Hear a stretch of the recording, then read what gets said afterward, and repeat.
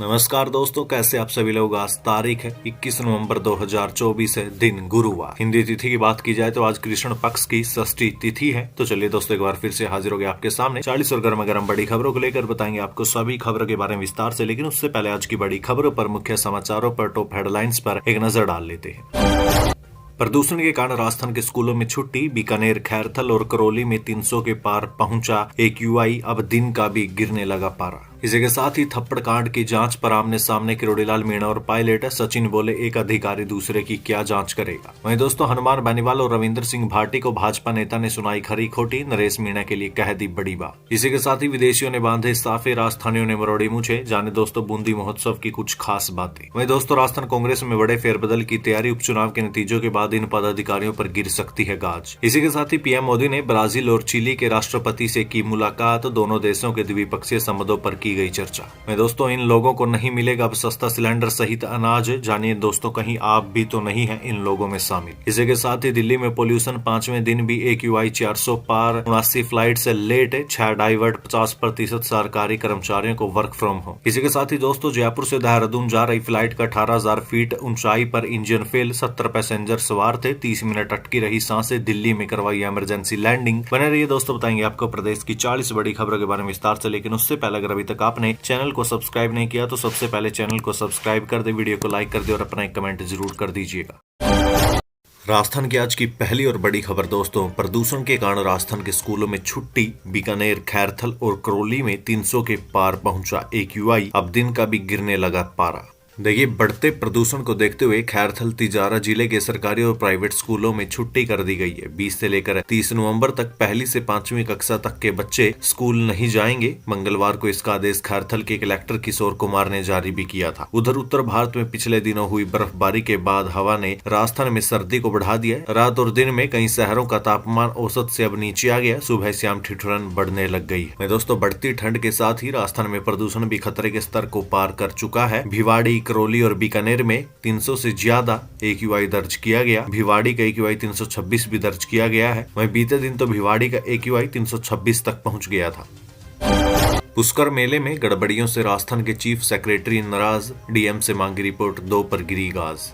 देखिए, राजस्थान के अजमेर जिले से 15 किलोमीटर दूर तीर्थ नगरी पुष्कर में हर साल देश का सबसे बड़ा पशु मेला लगता है, जिसमें दुनिया भर के पर्यटक शामिल होते हैं। कार्तिक माह में 15 दिन चलने वाला ये मेला हर साल ऊंटों के डांस, मूंछों के नए ट्रेंड और पशुओं की सबसे महंगी बोलियों के लिए चर्चाओं में रहता है। लेकिन इस बार 2024 का पुष्कर मेला मारपीट, धक्का मुक्की, जाम, गंदगी और सर्विस रिवॉल्वर की चोरी जैसी घटनाओं के लिए फेमस हो गया। अंतर्राष्ट्रीय मेले में हुई इस तरह की गड़बड़ियों से अतिथि देवो भव का मैसेज भी देने वाली भजनलाल सरकार अब बहुत नाराज है और मुख्य सचिव सुधांशु पंत ने कलेक्टर के साथ खुद ऑनलाइन बैठक करके पूरी रिपोर्ट मांगी है। 15 नवंबर को पुष्कर मेला खत्म होने के 3 दिन बाद राजस्थान के चीफ सेक्रेटरी ने अजमेर जिले के सभी बड़े अधिकारियों से वीडियो कॉन्फ्रेंसिंग के जरिए बातचीत की थी। पंत ने पूछा कि पुष्कर मेले में आई VIP पास धारकों के साथ पुलिस ने धक्का मुक्की क्यों की। PSO की सर्विस रिवॉल्वर और कारतूस कैसे चोरी हो गए। महिला पुलिस कांस्टेबल ने युवक को थप्पड़ क्यों मारा। इन सब सवालों के जवाब की रिपोर्ट अजमेर जिला कलेक्टर लोक बंधु से मांगी गई है। साथ ही पुष्कर मेले की व्यवस्थाओं में हुई कमियों को लेकर भी रिपोर्ट पेश करने के लिए कहा गया। हालांकि ये रिपोर्ट कब तक पेश करनी है, इसकी जानकारी अभी तक सामने नहीं आई।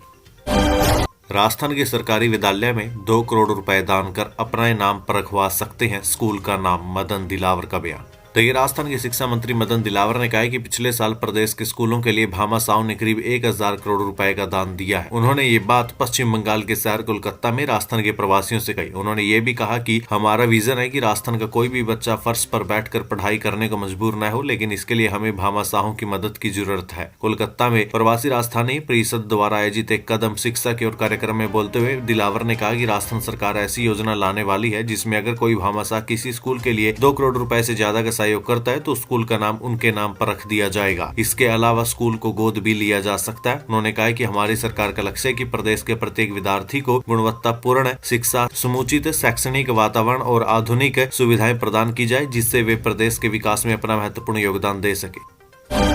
थप्पड़ कांड की जांच पर आमने सामने आए किरोड़ीलाल मीणा और पायलट। सचिन पायलट बोले, एक अधिकारी दूसरे की क्या जांच करेगा। देखिए, देवली नियारा के समरावता में उपचुनाव के दौरान हुई हिंसा के बाद अब सरकार ने पूरे घटनाक्रम की जांच की बात कही है। समरावता गांव के लोगों के साथ गृह राज्य मंत्री जवाहर सिंह बेढम के घर हुई बैठक के बाद मंत्री किरोड़ीलाल मीणा ने मीडिया में बताया कि की जांच संभागीय आयुक्त से करवाई जाएगी। हालांकि इसको लेकर थोड़ा हंगामा भी देखने को मिला जब समरावता आए पंच पटेलों में से कुछ ने न्यायिक जांच की मांग कर दी, जिसके बाद किरोड़ीलाल मीणा भी भड़क गए। वहीं संभागीय आयुक्त से जांच करवाने की बात को लेकर कांग्रेस बीजेपी पर हमलावर है। सचिन पायलट ने कहा कि इस जांच से कुछ नहीं निकलने वाला, संभागीय आयुक्त से मामले की जांच करवाने का कोई मतलब ही नहीं है। एक सरकारी अधिकारी दूसरे अधिकारी के बारे में क्या ही जांच करेगा। अब इस मामले में सचिन पायलट और किरोड़ीलाल मीणा आमने सामने आ गए। वहीं कुछ ग्रामीण कलेक्टर एसपी की गिरफ्तारी की बात भी कर रहे थे। इस पर किरोड़ीलाल ने उनसे कह दिया था कि तुम में से कौन कह रहा है कि कलेक्टर एसपी को गिरफ्तार करो। अब मैं मुख्यमंत्री के पास नहीं जाऊंगा, गहलोत, डोटा सर और पायलट के पास चले जाओ। अगर वो कलेक्टर एसपी को गिरफ्तार करवा दे तो नीचे उतरो, अपना बयान सही करो। अब तुम लोग कह रहे हो कि तुम सहमत नहीं हो। अगर आप लोग सहमत नहीं थे तो आपने हाँ क्यों भरी थी। राम भद्राचार्य के आरक्षण संबंधी बयान पर छिड़ा विवाद, आरक्षित वर्ग के संगठनों ने जताया विरोध, सरकार से पद्म विभूषण वापस लेने और कानूनी कार्रवाई की मांग।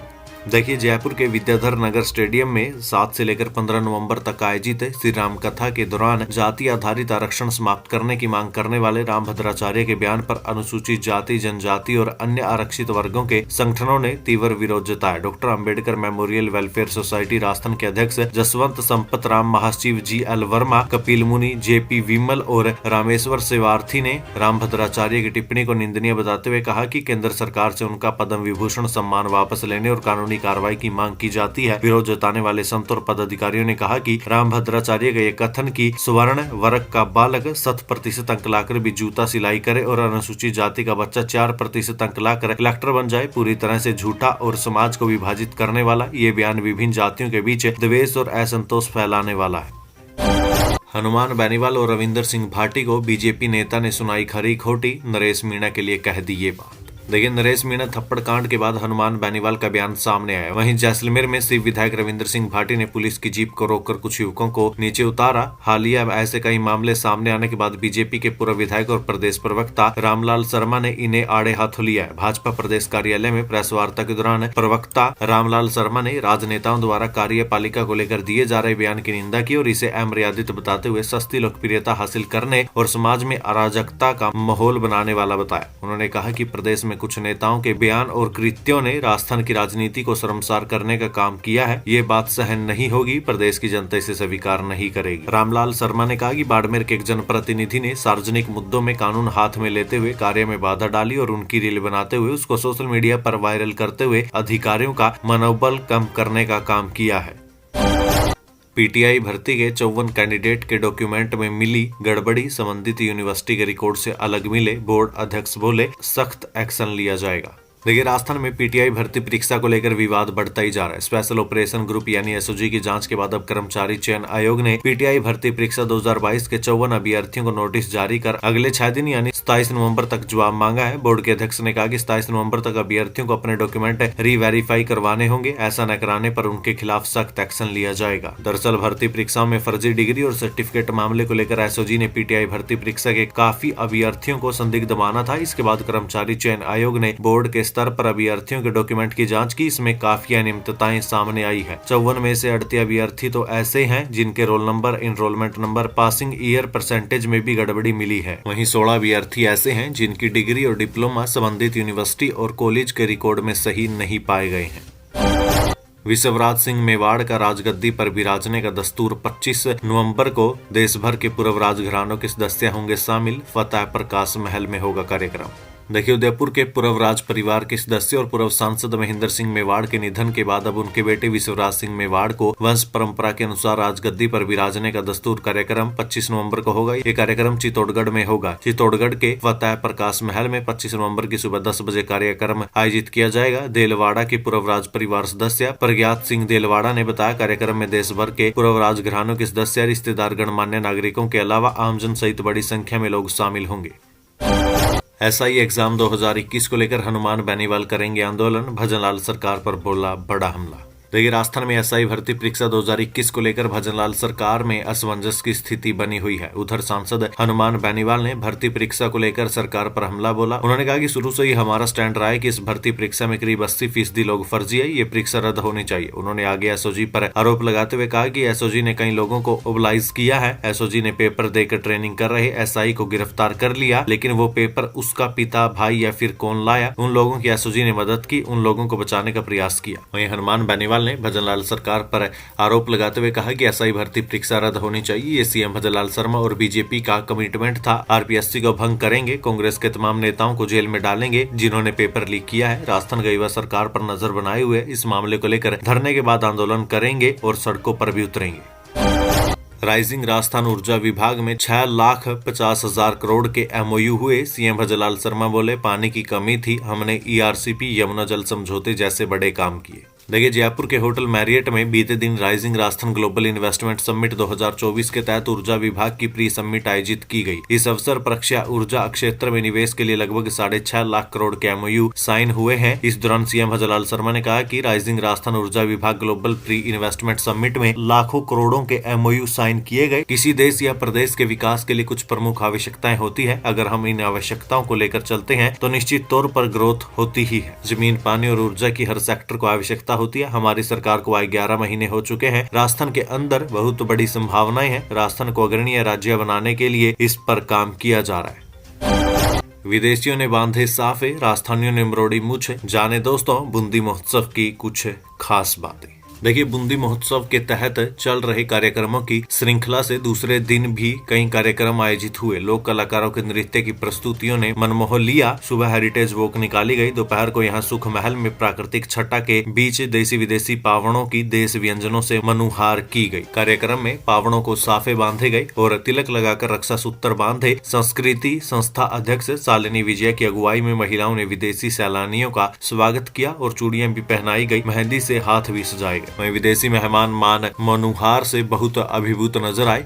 कार्यक्रम में लोक कलाकारों ने कच्छी घोड़ी नृत्य और अन्य नृत्य गीतों से समा बांधा। विदेशी सैलानी लोक कलाकारों के साथ थिरकते दिखे। इस दौरान कैनवास पेंटिंग वर्कशॉप का आयोजन किया गया, जिसमें बूंदी जिले की ऐतिहासिक और सांस्कृतिक धरोहर की छवि को दर्शाया गया। संचालन इंटेक संयोजक राजकुमार दाधिच ने की। राजस्थान कांग्रेस में बड़े फेरबदल की तैयारी। उपचुनाव के नतीजों के बाद इन पदाधिकारियों पर गिर सकती है गाज। देखिए, राजस्थान में कांग्रेस पार्टी विधानसभा उपचुनाव के नतीजों से पहले ही एक्टिव मोड पर आ गई है। कांग्रेस पार्टी में बड़ा फेरबदल होने वाला है। इसके तहत 2023 के विधानसभा और 2024 के लोकसभा चुनावों में सक्रिय रूप से भाग न लेने वाले सचिवों और महासचिवों को हटाया जाएगा। बता दें कि राजस्थान विधानसभा उपचुनाव में कई सीटों पर कड़ा मुकाबला है। सभी 7 सीटों पर 13 नवंबर को मतदान हो चुका है। अब इन सीटों पर चुनाव के नतीजे 23 नवंबर को घोषित किए जाएंगे। बताया जा रहा है कि 23 नवंबर को नतीजे घोषित होने के बाद पार्टी सचिवों और महासचिवों को हटाने का फैसला कांग्रेस ले सकती है। पीएम मोदी ने ब्राजील के राष्ट्रपति लूला से की मुलाकात। दोनों देशों के द्विपक्षीय संबंधों पर की गई चर्चा। देखिए, पीएम नरेंद्र मोदी ब्राजील के रियो डी जेनेरो में आयोजित G20 शिखर सम्मेलन में शामिल हुए। 18 से लेकर 19 नवंबर को हुए इस 2 दिवसीय कार्यक्रम में G20 के लीडर्स के साथ कुछ अन्य लीडर्स और अधिकारी भी शामिल हुए थे। पिछले साल ये कार्यक्रम भारत में हुआ था और इसी दौरान इस साल होने वाले कार्यक्रम की अध्यक्षता ब्राजील को मिली थी। अब पीएम मोदी ने सम्मेलन के दौरान कई ग्लोबल लीडर्स से मुलाकात की, जिनमें ब्राजील के राष्ट्रपति लुइज इनसियो लूला दा सिल्वा भी शामिल है। पीएम मोदी ने ब्राजील के राष्ट्रपति लूला के साथ मीटिंग की, जिसमें दोनों के बीच अहम विषयों पर चर्चा हुई। पीएम मोदी ने सोशल मीडिया पर भी इसके बारे में जानकारी शेयर की। पीएम मोदी ने लिखा कि रियो डी जेनेरो में आयोजित G20 शिखर सम्मेलन के दौरान राष्ट्रपति लूला से बातचीत की। G20 के अध्यक्षता के दौरान ब्राजील के कई प्रयासों के लिए मैंने उनकी तारीफ भी की है। पीएम मोदी ने की चिली के राष्ट्रपति गैब्रियल बोरिक फोंट के साथ मीटिंग। दोनों देशों के संबंधों में मजबूती पर की बातचीत। देखिए, पीएम नरेंद्र मोदी ब्राजील के रियो डी जेनेरो में G20 शिखर सम्मेलन में शामिल हुए। पीएम मोदी का ब्राजील दौरा इसी कार्यक्रम में हिस्सा लेने के लिए था। अब इसी कार्यक्रम के दौरान पीएम मोदी ने चिली के राष्ट्रपति गैब्रियल बोरिक फोंट के साथ भी मुलाकात की। पीएम मोदी ने चिली के राष्ट्रपति गैब्रियल के साथ मीटिंग की, जिसमें दोनों देशों के बीच अहम विषयों पर चर्चा हुई है। पीएम मोदी ने सोशल मीडिया पर भी इसके बारे में जानकारी दी है। पीएम मोदी ने लिखा कि रियो डी जेनेरो में चिली के राष्ट्रपति गैब्रियल बोरिक फोंट से मुलाकात हुई। विभिन्न क्षेत्रों में चिली के साथ भारत भारत के संबंध मजबूत हो रहे हैं। हमने फार्मास्यूटिकल्स, प्रौद्योगिकी और अंतरिक्ष समेत अन्य क्षेत्रों में दोनों देशों के संबंधों को कैसे मजबूत किया जाए, इस बारे में बातचीत की। मुझे ये देखकर खुशी हो रही है कि चिली में आयुर्वेद को लोकप्रियता मिल रही है। ये भी एक ऐसा क्षेत्र है जहाँ भारत और चिली संबंधों को मजबूत कर सकता है। इन लोगों को अब नहीं मिलेगा सस्ता सिलेंडर और अनाज। जाने दोस्तों, कहीं आप तो नहीं है इन लोगों में शामिल। देखिए, राज्य सरकार ने सस्ता गैस सिलेंडर देने की योजना का दायरा बढ़ाते हुए खाद्य सुरक्षा योजना के लाभार्थियों को शामिल किया। इसमें आमजन को जोड़ने के लिए ई-केवाईसी का काम जोरों से चल रहा है। उदयपुर जिले में ई-केवाईसी का काम 80.76% हो पाया, जबकि 100% करने में कई मुश्किलें सामने आ रही है। सर्वाधिक परेशानी आदिवासी अंचल में आ रही है, जहाँ के लोगों में जागरूकता की कमी है। कहीं राशन डीलर कोताही बरत रहे हैं तो कहीं आमजन आगे नहीं आ रहे। नतीजा ये है कि ई-केवाईसी नहीं करवाने वाले उपभोक्ता सस्ते सिलेंडर के साथ ही सस्ते अनाज से भी वंचित अब हो सकते हैं। यानी दोस्तों, सीधी बात है, अगर आपने ई-केवाईसी नहीं करवाई तो ना तो आपको सस्ता सिलेंडर मिलेगा और ना ही अब आपको अनाज मिलेगा। तो इसलिए अपनी ई-केवाईसी जरूर करवा लीजिएगा। राजस्थान में मास्टर प्लान को लेकर भजनलाल सरकार सख्त है, अफसरों को दे डाली ये नसीहत। देखिए, मास्टर प्लान को लेकर सुप्रीम कोर्ट में चल रहे मामले के बीच राज्य सरकार सभी निकायों को निर्देशित कर रही है कि नए बनने वाले मास्टर प्लान में इकोलॉजिकल एरिया से किसी तरीके की छेड़छाड़ नहीं होगी। मौजूदा इकोलॉजिकल एरिया को नए मास्टर प्लान में तो जोड़ा जाता ही रहेगा, साथ ही नए क्षेत्र को जोड़कर उसे सुरक्षित भी करना होगा। बताया जा रहा है कि कुछ शहरों में जांच के दौरान ये बात सामने आई कि मास्टर प्लान के ड्राफ्ट में इकोलॉजिकल एरिया का कुछ हिस्सा प्रभावित हुआ, हालांकि बाद में इसे सही कर दिया गया। आंगनवाड़ी केंद्रों के लिए खुशखबरी, जिला कलेक्टर ने दिए ये निर्देश। देखिए, जयपुर जिला कलेक्टर डॉक्टर जितेंद्र कुमार सोनी ने कलेक्ट्रेट सभागार में आयोजित साप्ताहिक समीक्षा बैठक में अधिकारियों को सरकार की लोक कल्याणकारी योजनाओं का लाभ जन जन तक पहुंचाने के निर्देश दिए। इस दौरान उन्होंने अधिकारियों को किराए के भवन में संचालित हो रहे आंगनवाड़ी केंद्रों के लिए जल्द से जल्द सरकारी भवन मुहैया करवाने और भवन के लिए भूमि आवंटन के निर्देश दिए हैं। उन्होंने अधिकारियों को राजकीय विद्यालयों में खेल मैदान विकसित करने के साथ ही स्कूल भवन और छात्रावास के साथ साथ स्वास्थ्य केंद्रों के लिए भूमि आवंटन के लिए आवश्यक कार्रवाई के लिए निर्देशित किया। डॉक्टर सोनी ने अधिकारियों को रास्ता खोलो अभियान के तहत अधिक से अधिक ग्रामीणों को लाभान्वित करवाने और खोले गए रास्तों पर ग्रेवल रोड बनाने की आवश्यक कार्रवाई प्रारंभ करने के निर्देश दिए हैं। दिल्ली में पोल्यूशन 5वें दिन भी AQI 400 पार, 79 फ्लाइट्स लेट, 6 डाइवर्ट, 50% सरकारी कर्मचारियों को वर्क फ्रॉम होम। देखिए, दिल्ली में हवा जहरीली बनी हुई है। लगातार 5वें दिन AQI 400 के पार रहा। 15 नवंबर को इसका लेवल 396 था। बीते दिन सुबह 6 बजे कई इलाकों में AQI 450 और 9 बजे 424 रहा। यह गंभीर श्रेणी में आता है। शहर का सबसे प्रदूषित इलाका मुंडका, जहां पर 464 AQI रहा, वहीं वजीरपुर और अलीपुर में AQI 462 रिकॉर्ड किया गया। प्रदूषण के कारण छाई धुंध से पालम समेत कुछ इलाकों में विजिबिलिटी घटकर 150 मीटर रह गई। इस कारण 79 फ्लाइट्स ने देरी से उड़ान भरी और 6 फ्लाइट्स कैंसिल कर दी गई। इसके अलावा रेलवे ने बताया कि बुधवार को 13 ट्रेनें भी देरी से चली है। दिल्ली सरकार ने सरकारी दफ्तरों में वर्क फ्रॉम होम का निर्णय लिया। राज्य सरकार के 50% सरकारी कर्मचारी घर से काम करेंगे। ये जानकारी पर्यावरण मंत्री गोपाल राय ने दी है। वहीं बढ़ते हुए प्रदूषण को देखते हुए सुप्रीम कोर्ट ने जजों को भी डिजिटल सुनवाई का ऑप्शन दिया है। अमित शाह बोले, भाजपा सरकार में देश में हिंसा घटी। पिछले 10 साल में जम्मू कश्मीर, नॉर्थ ईस्ट और नक्सल इलाकों में हिंसक घटनाएं 70% कम हुई। देखिए, गृह मंत्री अमित शाह ने कहा कि बीजेपी सरकार पिछले 10 सालों में जम्मू कश्मीर, नॉर्थ ईस्ट और नक्सल इलाकों में 70% तक हिंसा कम करने में सफल रही है। कई सालों से इन तीनों इलाकों को बहुत अशांत माना जाता था, लेकिन पिछले 10 सालों की तुलना करने पर पता चलता है कि हमने सुधार किया है। वे गुजरात के गांधीनगर में 50वें अखिल भारतीय पुलिस विज्ञान सम्मेलन के उद्घाटन समारोह में बोल रहे थे। सीकर में 50 दुकानों पर प्रशासन ने चलाया बुलडोजर। व्यापारी बोले, अतिक्रमण से ज्यादा तोड़ा तो करेंगे विरोध।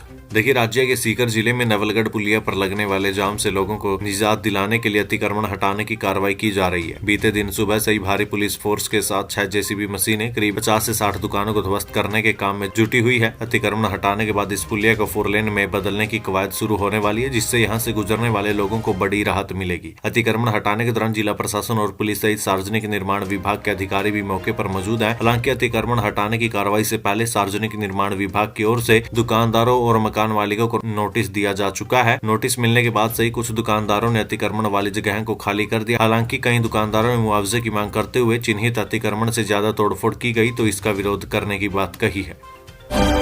जयपुर से देहरादून फ्लाइट का 18,000 फीट ऊंचाई पर इंजन फेल, 70 पैसेंजर सवार थे। 30 मिनट तक अटकी रही सांसें, दिल्ली में करवाई इमरजेंसी लैंडिंग।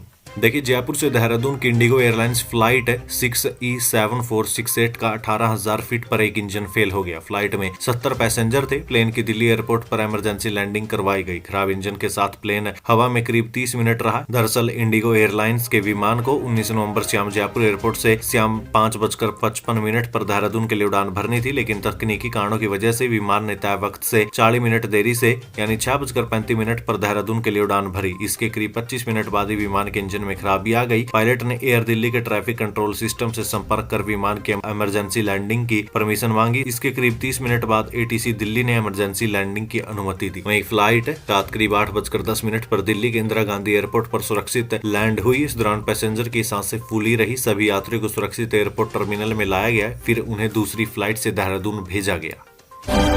राजस्थान के अग्निवीर जितेंद्र सिंह तंवर को 6 महीने बाद मिला शहीद का दर्जा। परिवार के खाते में आए 2 करोड़ रुपए। देखिए, राजस्थान के अग्निवीर जितेंद्र सिंह तंवर को 6 महीने बाद केंद्र सरकार से शहीद का दर्जा मिल गया है। इसके साथ ही उनके आश्रितों के बैंक खाते में 2 करोड़ रुपए भी ट्रांसफर कर दिए गए। 9 मई 2000 जम्मू कश्मीर में सर्च ऑपरेशन के दौरान आतंकवादियों की गोली लगने से वे शहीद हो गए थे, जिसके बाद 11 मई 2024 को लवर जिले के नवलपुरा और मोरोड कला गांव में उनका राजकीय सम्मान के साथ अंतिम संस्कार किया गया था। उस वक्त बड़ी संख्या में लोग वीर सपूत को अंतिम विदाई देने के लिए उमड़े थे और पूरा गांव जितेंद्र सिंह अमर रहे के लगे नारों से गूंज उठा था।